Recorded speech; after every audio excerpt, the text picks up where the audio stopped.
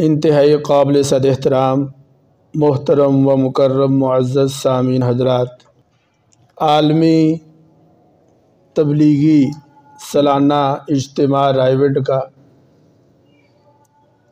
अल्हम्दुलिल्लाह चल रहा है। तबलीगी और इस्लाही इज्तिमाआत में शिरकत के फ़वाइद क्या हैं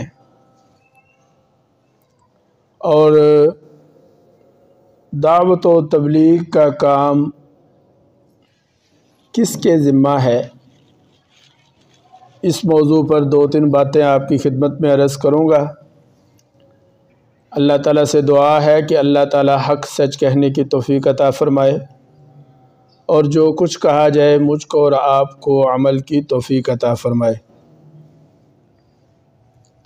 मेरे अज़ीज़ों दोस्तों, दावत व तबलीग वाला काम हुज़ूर नबी करीम सल्लल्लाहु अलैहि वसल्लम की ख़त्म नबूवत के सदक़ा से मुझको और आपको मिला है। हमें चाहिए कि किसी न किसी तरीक़ा से या किसी न किसी अंदाज़ में इस काम को करते रहें। अपनी इस्लाह और इसके साथ साथ पूरे आलम के इंसानियत की इस्लाह और पूरे आलम के हर औरत मर्द तक कलमा पहुँचाना, ये मेरी और आपकी ज़िम्मेदारी है। चुनाचे फरमाया वल तकुम मिनकुम उम्मतुन यदऊना इलल खैर, तुम में एक जमात ऐसी होनी चाहिए जो लोगों को अल्लाह की तरफ खैर की तरफ बुलाती रहे। हुज़ूर नबी करीम सल्लल्लाहु अलैहि वसल्लम आखिरी नबी हैं और आपके बाद और कोई नबी नहीं आएगा। पहले अंबिया में तरतीब यूँ होती थी कि लोग नबी आते, लोगों में दीन की मेहनत करते, लोग मुसलमान होते, जिनकी नसीब में कलमा होता वो पढ़ लेता, और फिर जब नबी इस दुनिया से तशरीफ़ ले जाते तो उसके बाद फिर आहिस्ता आहिस्ता लोग दीन से दूर होना शुरू हो जाते, कुछ फिर दीन से फिर जाते, ऐसे ही कोई कलमा छोड़ देते, अल्लाह ताला फिर और नबी को भेज देते, वो फिर मेहनत फरमाते, फिर लोग मुसलमान होते, फिर जब नबी चले जाते। इसी तरह ये दौर और सिलसिला था। जब भी लोग गुमराही की तरफ जाते, अल्लाह ताला अपनी जनाब से किसी नबी और रसूल को मबूस फरमा देते। लेकिन हुज़ूर नबी करीम सल्लल्लाहु अलैहि वसल्लम चूँकि आखिरी नबी हैं और आपके बाद नबी नहीं आना, और फिर आपकी नबूवत भी क़यामत तक के लिए है, तो दीन क़यामत तक कैसे पहुँचेगा? ये जो खला है, इस खला को कैसे पुर किया जाएगा? तो इस खला को पुर करने के लिए अल्लाह ताला ने 4 काम किए। नंबर 1,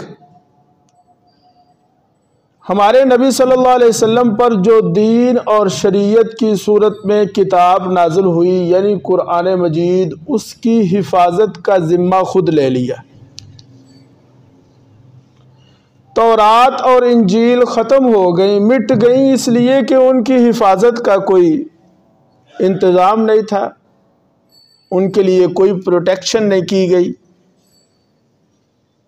लेकिन कुरान पाक चूँकि क़यामत तक के लिए ये दस्तूर है, लिहाजा सबसे पहला काम तो अल्लाह पाक ने ये फरमाया कि इसकी हिफाजत खुद अपने ज़िम्मा ले ली।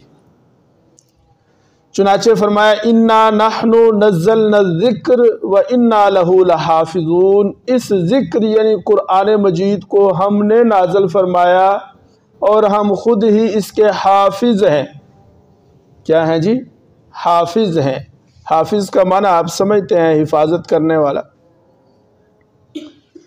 दूसरा काम अल्लाह पाक ने ये फरमाया कि हर सदी में एक मुजद्दद पैदा होता रहेगा।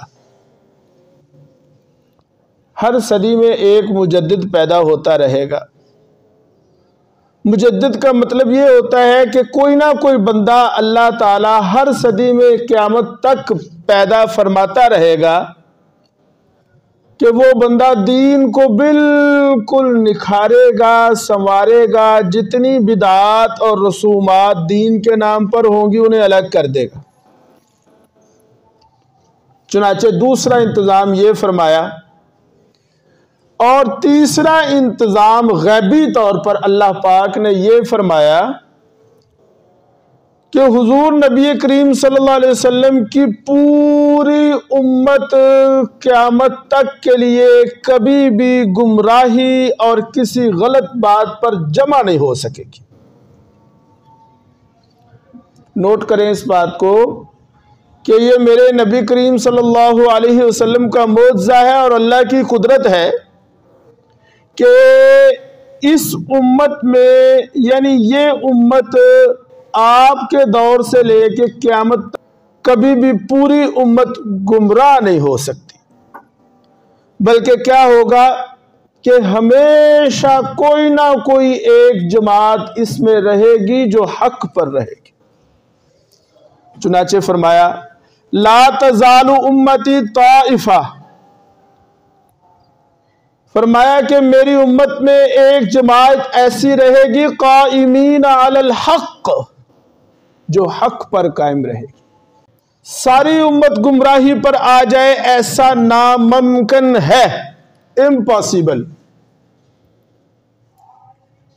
बल्कि मशरक मगरब शुमाल जुनूब में अगरचे सारे लोग गुमराह हो जाएं, कोई ना कोई एक जमात हमेशा कायम रहेगी।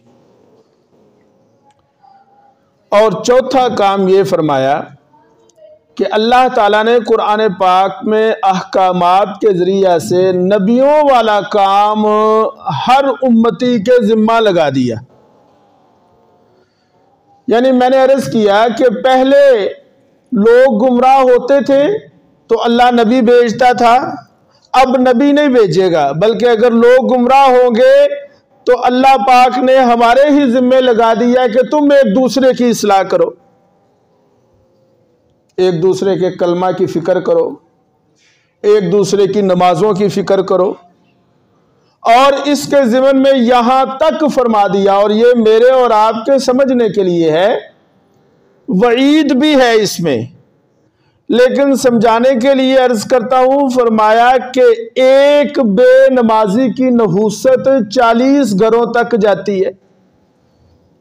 ये जो इरशाद फरमाया, ये क्यों फरमाया कि जो नमाजी है ना वो अपनी नमाजों पे खुश ना हो जाए, अगर उसके घर में या उसके पड़ोस में या उसके आगे वाले घर में, पीछे वाले घर में अगर कोई बेनमाजी है तो उसको नमाजी बनाने की फिक्र करे, वरना उसकी नहुसत इस नमाजी पर भी पड़ेगी। ला इलाहा इल्लल्लाह। चुनाचे अजीजों दोस्तों, अब ये जो 4 काम थे तवज्जो कर लें, मैंने आपको बता दिए, जो इनका अब मैं खुलासा निकालने लगा हूं। पहला काम हिफाजत अल्लाह ने अपने जिम्मा लिया, इससे तो हम फारग हो गए, वो तो अल्लाह ने खुद हिफाजत करनी है। ठीक हो गया जी, क्यों भाई। दूसरा काम के मुजद्दद अल्लाह ताला पैदा करता रहेगा, तो मुजद्दद अल्लाह पैदा करता रहेगा, वो मुझको बना दे, आपको बना दे, जिसकी किस्मत में होगा अल्लाह उसे पैदा फरमा देगा। तीसरा काम ये था कि जमात हक पर रहेगी तो हम हक वालों के साथ रहने की कोशिश करें। और चौथा काम ये था कि इस उम्मत के जिम्मा ये काम लगा दिया दावत व तबलीग वाला। इसमें मैं और यानी चौथे काम में मैं और आप सब शरीक हैं। जिसने कलमा पढ़ा ला इलाहा इल्लल्लाह मुहम्मदुर रसूलुल्लाह, उसकी ये जिम्मेदारी है कि वो इस कलमे को दूसरों तक पहुंचाए। जो नमाज पढ़ता है वो दूसरों को नमाजी बनाए, जो रोजा रखता है वो दूसरों को रोजेदार बनाए, जो सदका देता है दूसरों को सदका देने वाला बनाए। तो मेरे अजीजों दोस्तों, मैं अभी अर्ज करता हूं कि किन आयात और किन अहादीस में मेरी और आपकी जिम्मेदारी लगी। चुनाचे मैंने ये दावा किया कि दावत व तबलीग हमारी जिम्मेदारी है। हर बालिग मर्द और औरत, हर बालिग मर्द और औरत जिसने कलमा पढ़ लिया, दूसरों की इस्लाह करना उसके जिम्मा लग गया। नोट करें जरा इस बात को। हम ये समझते हैं ये काम मौलवियों का है। ठीक है, मौलवी कर रहे हैं, अच्छी बात है, अल्लाह पाक और तौफीक अता फरमाए। हम ये समझते हैं ये काम तबलीग वालों का है। ठीक है, तबलीग वाले कर रहे हैं, लेकिन मत भूलें इस बात को कि हर कलमा गो की जिम्मेदारी है। सिर्फ मौलवियों की, सिर्फ कारियों की, सिर्फ हाफिजों की, सिर्फ तबलीग वालों की ये जिम्मेदारी नहीं है, बल्कि हर कलमा गो की जिम्मेदारी। ला इलाहा इल्लल्लाह। इसलिए कि सरकार दो आलम सल्लल्लाहु अलैहि वसल्लम ने हज्जतुल विदा के मौका पर फरमाया कि मैं सिर्फ तुम्हारी तरफ नबी बनाकर नहीं भेजा गया, वमा अरसलनाका इल्ला काफ़तल लिन्नास। सरकार की तबलीग सिर्फ मक्का वालों के लिए थी? क्या आपकी तबलीग सिर्फ मदीना वालों के लिए या अहले अरब के लिए थी? नहीं, बल्कि क्या है कि मेरे नबी सल्लल्लाहु अलैहि वसल्लम काफ़तल लिन्नास, तमाम इंसानों के लिए नबी और रसूल बनाकर भेजे गए हैं। चुनाचे इस सिलसिला में अल्लाह पाक ने एक कड़ी और लगा दी। पहले दो कड़ियां थी। अल्लाह का पैगाम बंदों तक कैसे पहुंचेगा, इसके लिए दो वास्ते थे। कितने वास्ते थे जी? दो। अल्लाह का पैगाम रूए जमीन पर रहने वाले बनी आदम तक कैसे पहुंचेगा, उसके लिए दो कड़ियां थी। कितनी? दो। एक जिब्रील और एक अल्लाह का रसूल। ठीक हो गया। लेकिन अब अल्लाह ताला ने एक कड़ी और बढ़ा दी, एक वास्ता और बढ़ा दिया। चुनाचे क्या फरमाया? वकज़ालिका जअलनाकुम उम्मतन वसतन, हमने तुम्हें उम्मते वासिता बनाया। ये उम्मत वासिता है। तो एक कड़ी का और इजाफा फरमाया, वो ये कि अल्लाह का पैगाम जिब्रील पहला वास्ता, रसूल नबी करीम सल्लल्लाहु अलैहि वसल्लम, और तीसरी कड़ी है ये उम्मत, कि हम में से भी हर एक की जिम्मेदारी है कि वो दूसरों की फिक्र करे, नमाजी बनाने की मेहनत करें। हम अपने घर से शुरू करें, पूरे मोहल्ले पर और फिर पूरी दुनिया पर। अल्लाह अकबर। और हमारी इस जिम्मेदारी को ला इलाहा इल्लल्लाह और इस हद तक फरमाया, बल्लिगू अन्नी वलौ आया, कि मेरी तरफ से तुम्हारे पास कोई एक आयत, कोई एक टुकड़ा भी पहुंचे ना, यानी इस इंतजार में नहीं बैठना कि इल्म हासिल कर लेंगे तो फिर आगे पहुंचाएंगे, बल्कि एक आयत पहुंचे, एक टुकड़ा पहुंचे, कोई एक बात पहुंचे तुम तक तो बल्लिगू, उसे आगे पहुंचाओ। और सूरह आराफ में अल्लाह ताला ने इरशाद फरमाया, फलनसअलन्नल्लज़ीना उरसिला इलैहिम वलनसअलन्नल मुरसलीन। अल्लाह फरमाता है हम पूछेंगे, हम लाजमन पूछेंगे, हम यकीनन पूछेंगे। फलनसअलन्नल्लज़ीना उरसिला इलैहिम, जिनकी तरफ रसूलों को भेजा गया उनसे भी पूछा जाएगा। और सिर्फ उनसे नहीं, बल्कि जिन रसूलों और नबियों को भेजा गया उन रसूलों और नबियों से भी पूछा जाएगा। वलनसअलन्नल मुरसलीन, जिनकी तरफ भेजा गया उनसे भी सवाल होगा, और रसूलों को जिन्हें भेजा गया उनसे भी सवाल होगा। मेरे अजीजों दोस्तों, दूसरा मुकाम, दावत के बगैर उम्मत की निजात मुमकिन नहीं। तो जो फरमा ले जरा, हम ये समझते हैं कि ये इख्तियारी काम है, हम ये समझते हैं कि अल्लाह ताला तौफीक देगा, मौका देगा तो करेंगे।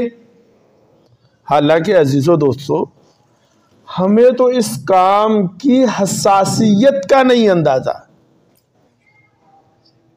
हम तो भूले बैठे हैं, हम समझ रहे हैं कि अल्लाह तौफीक दे देगा, वक़्त दे देगा तो कर लेंगे। हालांकि ऐसा नहीं है, बल्कि दावत व तबलीग वाला काम किए बगैर उम्मत की निजात ही मुमकिन नहीं। कुरान पाक में अल्लाह रब्बुल इज़्ज़त ने गुज़श्ता कौमों में से एक कौम का वाक़या जिक्र फरमाया, जिन्हें अस्हाबुस सब्त कहा जाता है। ये जो अस्हाबुस सब्त थे, इनको हुक्म ये हुआ कि तुमने हफ्ते के दिन शिकार नहीं करना। ये मशहूर वाक़या, ये आपने सुना हुआ, हफ्ते के दिन शिकार नहीं करना, रोक लगा दी उन पर। उधर अल्लाह पाक ने मछलियों को ये ऑर्डर कर दिया, वही हफ्ते वाले दिन तो अनु को नहीं फड़ता। तो सारी मछलियां तहों से निकलकर समुद्रों के ऊपर आगे मौजे कर रही है कि भाई आज सानू किसी नहीं फड़ना। अब इन्होंने जब ये देखा, लो शिकार ते बड़ा, बस अल्लाह की तरफ से आजमाइश थी ना, उसमें लोग डोल गए। चुनाचे 3 तबके पैदा हो गए। कितने तबके जी? तवज्जो फरमा लेना जरा। एक तो वो तबका था जो शिकार करता था, जिन्होंने हुक्म अदुल्ली की।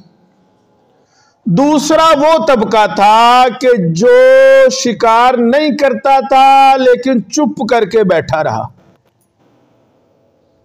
और तीसरा तबका वो था जो शिकार भी नहीं करता था और दूसरों को शिकार करने से रोकता था।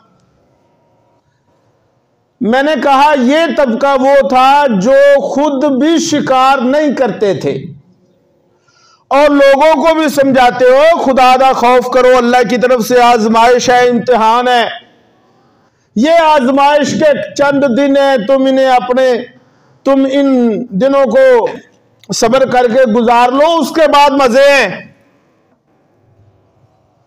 कुरान ये कहता है कि जिन लोगों ने शिकार किया, अल्लाह ताला ने उन्हें खाइबीन और क़िरदतन खासीईन,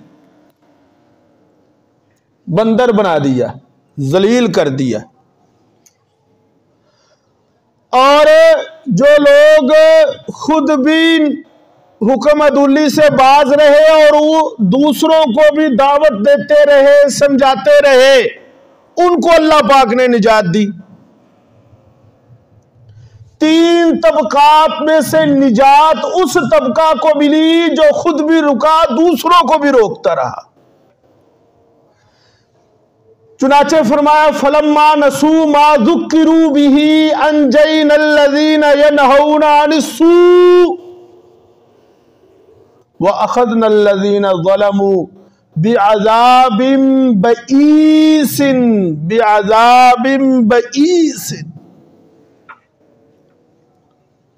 तो मेरे अजीजों दोस्तों, कुरान पाक की इस आयत से यह मालूम हुआ कि निजात उसको मिलेगी जो खुद भी हुक्म अदूली ना करे और दूसरों को भी ना करने दे। प्यार मोहब्बत के साथ, क्यों जी, अदू इल्लाह अला बसीरतिन, बसीरत के साथ, हिकमत के साथ, दानिशमंदी के साथ। लेकिन बहरहाल ये काम करना है, लोगों को समझाना है। इसलिए मैंने कहा कि इस उम्मत की ये काम किए बगैर निजात ही मुमकिन नहीं। मत समझना कि कर लिया ते खैरे, ना कीता ते कोई नहीं गल, ना कोई गल है, जिम्मेदारी है हमारी। यही वजह है कि हज्जतुल विदा के मौका पर जब सरकार दो आलम सल्लल्लाहु अलैहि वसल्लम अपनी तालीमात के फिनिशिंग टच दे रहे थे और जब आपके खुतबा का क्लाइमेक्स चल रहा था, तो सरकार दो आलम सल्लल्लाहु अलैहि वसल्लम ने फरमाया, लोगों नमाज की हिफाजत करना। फिर फरमाया गुलामों के साथ अच्छा सलूक करना। फिर फरमाया औरतों का ख्याल रखना। फिर आपने एक सवाल फरमाया,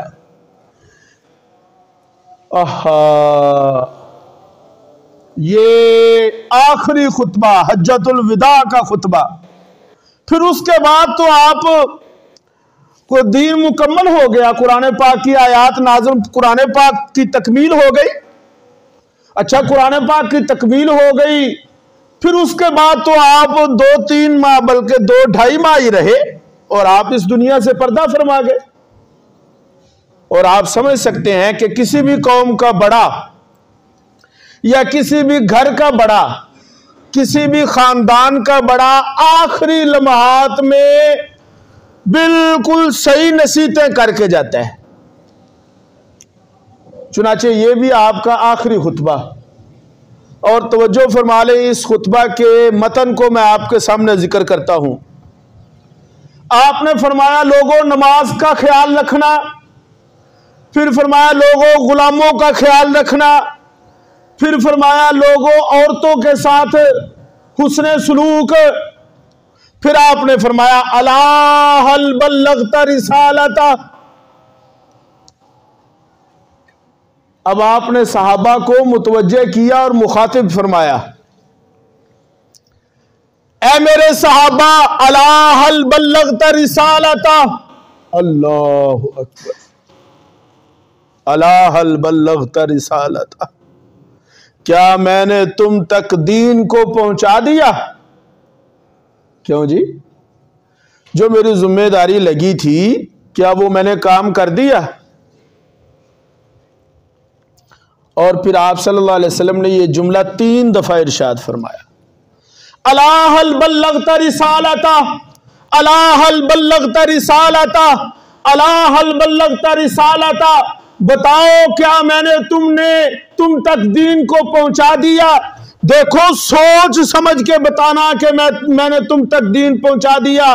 मैं फिर पूछ रहा हूं कि क्या मैंने दीन पहुंचा दिया? अब जब आप सल्लल्लाहु अलैहि वसल्लम ने 3 दफा ये इरशाद फरमाया तो सारे सहाबा ने क्या जवाब दिया? अल्लाहुम्मा इन्ना नशहद इन्नका कद बल्लगता रिसालतका व अद्दैतल अमानता व कशफल गुम्मा। सहाबा यक जुबान बोले कि हम अल्लाह को गवाह बनाकर इस बात की गवाही देते हैं कि हाँ, आपने दीन पहुंचा दिया, और सिर्फ पहुंचाया नहीं है बल्कि अमानत अदा कर दी। व कशफल गुम्मा, और जितने भी गुमराही के पर्दे थे हटा दिए। जब सहाबा ने यह जुमला इरशाद फरमाया तो सरकार दो आलम सल्लल्लाहु अलैहि वसल्लम ने यूं आसमान की तरफ देखा और उंगली उठाकर फरमाया, अल्लाहुम्मा शहद, अल्लाहुम्मा शहद, अल्लाहुम्मा शहद। अल्लाह गवाह रहना, अल्लाह गवाह रहना। ये क्या कह रहे हैं? ये कह रहे हैं कि मैंने रिसालत का हक अदा कर दिया, तो इस बात पर गवाह रहना। फिर उसके बाद जो अगला जुमला है, नोट फरमाया इस जुमला को, जो उसके बाद का अगला जुमला था, फरमाया फलीयुबल्लिग शाहिदुल गायब है, फलीयुबल्लिग शाहिदुल गायब। जब मैंने तुम तक पहुंचा दिया ना, तो फिर यहां जो शाहिदीन है, जो हाजिरीन है, जो मौजूद है, अब उनकी जिम्मेदारी है कि वो गायबीन तक मेरी एक एक बात को पहुंचाएं। और आप मुझे इंसाफ के साथ बताएं, अगर सहाबा ऐसा ना करते, अगर सहाबा लौटकर घरों को चले जाते, अगर सहाबा ये कहते कि साडा ते कुंबा है, मेरे तो बच्चे हैं, मेरा तो खानदान है, मैं नहीं छोड़ सकता बच्चों को, नहीं छोड़ सकता बीवी को, नहीं छोड़ सकता कुंबे और कबीले को, अगर सहाबा घरों को चले जाते तो क्या मेरे और आपके पास आज कलमा होता? दसो यार, ये कलमा किमें पहुंचे? चुनाचे फरमाया कि हर सुनने वाले की जिम्मेदारी है कि वो आगे वालों को बताए। ये इज्तिमात, ये हमारा राइवेंट का इज्तिमा हो रहा है ना, ये इज्तिमात, ये गश्त, ये दरसो तदरीस, ये नकलो हरकत, ये तालीम के हलके, क्या ये पागल है? ऐसे बिस्तर चुक्की फेर देने? क्या इनका घर बार नहीं है? क्या इनका कारोबार नहीं है? क्या इनकी आल औलाद नहीं है? नहीं है, सब कुछ है, अपनी जेब से खर्च करते हैं। पूरी दुनिया में जमातें जाती हैं, पूरी दुनिया में अभी इज्तिमा से हजारों लोग निकलेंगे, मुल्क और बैरून मुल्क में जाएंगे और मेरे नबी करीम सल्लल्लाहु अलैहि वसल्लम का दिया हुआ कलमा लोगों तक पहुंचाएंगे। ये पागल ने, ये जेड़े बिस्तर चुक्की फेर देने। हाय, मुझे एक वाकया याद आ गया, मुख्तसर वक़्त में मैं वो वाकया सुना देता हूँ। ये शाह फैसल का दौर था और शाह फैसल चला गया उधर फ्रांस में। तो फ्रांस का उस वक़्त जो सदर था उसका नाम था मित्रा। चुनाचे शाह फैसल ने फ्रांस का दौरा किया। तो दौरा करने के बाद सदर, अच्छा ये जो यहाँ से गया, तो मैंने ये वाकया पढ़ा है बिखरे मोती, मौलाना यूनुस पालनपुरी रहमतुल्लाह की किताब है बिखरे मोती, उसमें से वो लिखते हैं कि यहाँ से गया तो उस दौर का 40,000 रियाल का फानूस लेकर गया था गिफ्ट के लिए, और जनाब बड़े हलवे और बड़ी चीजें उसके लिए। और फिर जब उसने चक्कर लगाया वहां का, तो फ्रांस के सदर से कहने लगा शाह फैसल, उसने कहा कि मेरी एक बात मान लो, जो कहोगे वो करूंगा। तेल से माशाल्लाह खुला, क्यों जी, तेल से खुला सऊदिया को, जो कहोगे करूंगा। उसने कहा क्या? उसने कहा मैंने फ्रांस सारा फिरा है, मुझे फ्रांस में कोई मस्जिद नहीं मिली, तुम मुझे एक मस्जिद बनाने की इजाजत दे दो। सदर मित्रा कहने लगा ठीक है, ये तो गल ही कोई नहीं, बस तुसी भी साड़ी एक शर्त पूरी कर लो, एक नहीं 10 बना लो। कल समझ आ रही? शाह फैसल मरहूम कहने लगे ठीक है। उसने कहा कि आज सारी दुनिया हमसे तेल मांगती फिरती है, बड़ी हद है, तेल मांगेगा दे देंगे, कोई मस्जिद तो बन जाएगी ना। उसने कहा कहो क्या कहते हो, मांगो क्या मांगते हो। सदर मित्रा कहने लगा शाह साहब, आप मुझे मक्का मुकरमा में बैतुल्लाह के सामने एक गिरजा बनाने की इजाजत दे दो, फ्रांस में एक नहीं 10 मस्जिदें बना लो। तो लिखा किताबों में कि शाह फैसल खामोश होकर वापस आ गया। किवें करदा उत्थे गिरजा बन सकता है? ये कोई पब्लिक प्रॉपर्टी है, वो तो हुदूदुल्लाह चो है। मस्जिद हराम तो हुदूद है, हरम है, वो वहां तो नहीं बन सकता। खामोश होकर वापस आ गया। फिर उसने 2 खत लिखे। एक खत लिखा उसने निजामुद्दीन इंडिया में और दूसरा खत लिखा उसने रायवंड में। और इन बुजुर्गों से कहा कि उठो दी भी फिक्र करो, मस्जिद कोई नहीं जे उठे। फिर यहां से जमातें गई, यहां से जमातें गई, जहां एक मस्जिद नहीं बन सकती थी, आज 4000 मस्जिद है वहां पर। ये यहीं से जमातें जा रही हैं। तो खैर, अब मैं अपनी बात को समेटता हूं। देखो भाई, बात यह है कि दावत और तबलीग एक लॉन्ग लाइफ फेनोमिनन, हमारी जिम्मेदारी, और इसके बगैर मैंने कहा निजात मुश्किल है, नामुमकिन है। कुरान पाक की आयात और अहादीस से ये मैं बात साबित कर चुका हूं। अब एक मिसाल देता हूं, जरा हमारी जो मिसालें होती हैं उन मिसालों से बात जरा सही समझ आ जाती है। तवज्जो है सारे? एक बंदा था, मसलन जैद है। जैद ने बकर से ये कहा कि खालिद को जाके मेरा पैगाम दे दो कि मेरा फलाना काम कर दे। उसने कहा कि उसको जाके मेरा ये पैगाम दे दो कि मेरा फलाना काम कर दे, और साथ उसे ये कहना कि अगर तुमने मेरा ये काम ना किया तो मेरा बड़ा नुकसान हो जाएगा, बड़ा नुकसान हो जाएगा। उसे ये कहना कि मेरा काम कर डाले वरना मुझे बड़ा लॉस हो जाएगा। अब अजीजो दोस्तों, ये बंदा उस बंदे के पास गया और उसे जाकर उसने ये कहा कि हाँ भाई मेरा काम कर दिया।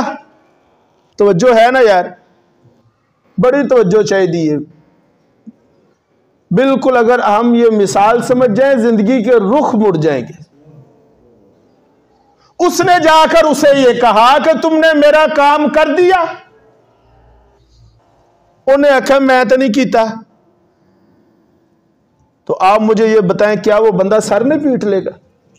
ओ खुदा के बंदे, मैंने कहा भी था कि मेरा काम करना ना किया तो मेरा बड़ा नुकसान हो जाएगा, तू कीता ही नहीं, क्या गुस्सा नहीं आएगा? और अगर वो बंदा ये कह दे कि भले मानस मुझे क्यों गुस्सा कर रहा है, मैं तुम्हारा काम कैसे कर, मेरे पास तो पैगाम ही नहीं पहुंचा तुम्हारा। अब आप मुझे ये बताएं कि सारा गुस्सा किस पर होगा? और दसो यार। हाँ,